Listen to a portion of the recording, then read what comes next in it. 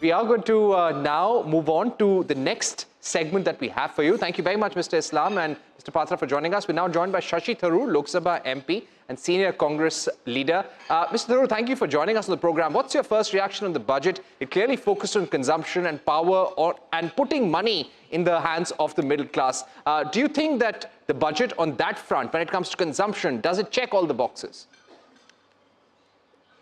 Look, in the ordinary course, I would have. But the fact is that if you look at the core problems facing this budget, I must admit they've not been addressed. If you've got a job and a salary, yes, you'll be happy that your salary, you can keep a little more of it. Even though in real terms, I don't know how much of a difference it's going to make because inflation has eroded the nominal value of your salary anyway. So giving you a bit of a tax break is actually a more modest gain than it might appear on the surface. But having said that, the biggest problem is what happens if you don't have a job. Large numbers of our young people are unemployed. We have record levels of unemployment, record levels of youth unemployment, and record levels of the unemployment of the college educated. There's nothing in the budget for them. There's no reference to unemployment in the finance minister's speech. That's problem number one. Problem number two is that, in fact, last year, the government had actually announced employment-linked incentive schemes in the budget of 24-25. But in fact, they couldn't really make any progress with that. They cut the budget of it from 10,000 crores down to 6,000 and change, and they haven't delivered the job opportunities. So unemployment remains a very big question mark. Second, on the income tax itself, she mentioned there's going to be an income tax bill coming next week.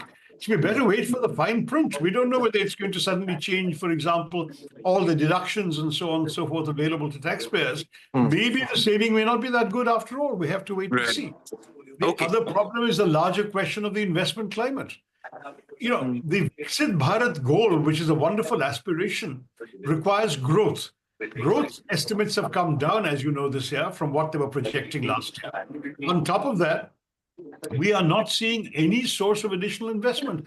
FDI is leaving the country in droves.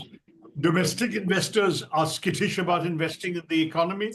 23,000 Indian dollar millionaires have migrated out of India and become NRIs. The concern about the government's weaponization of the income tax, the revenue intelligence, the ED, and so on, is reaching heights that no one wants to comfortably do business in our country. These are very worrying trends. And those are the matters that really need to be addressed. So yes, we get some money in our pockets, but it may not actually change very much at all. And do you think the government, by sticking to the fiscal glide path, despite the global pressure we're under, has sent out the right message?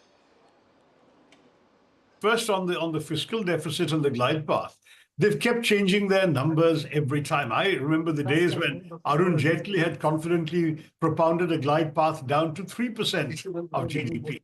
And that's now not even being talked about. 3.5 was not talked about anymore. Now we're talking about 4.8% this year and 4.4 for next year. But how do we get to 4.4 for next year if we're actually going to be reducing, I think we're foregoing 1 lakh crores in direct tax income, 2,600 crores in indirect taxes. Won't that affect the fiscal deficit? See, it's very easy to announce numbers and percentages, and next year you come up with new numbers and percentages. Everyone forgets what you said last year. So I don't see this as a particularly credible thing from a government whose finance minister 10 years ago talked about a glide path to 3%. So, I mean, this is something we need to bear in mind. Then the second question you ask is very important, and that is the question of the investment atmosphere in our country. There is very little doubt that the government has adopted a strategy that has unfortunately eroded trust in potential investors. I mentioned earlier that we've had 23,000 of our dollar millionaires migrating out and becoming NRIs. I've mentioned earlier that we have seen FDI slipping out of this country, and we've seen, unfortunately, no new improvement in investment. One of the reasons for that is that many potential investors are worrying about whether they can trust the government. The government has an overt policy of helping a few so-called national champions, creating thereby duopolies and monopolies in a number of sectors.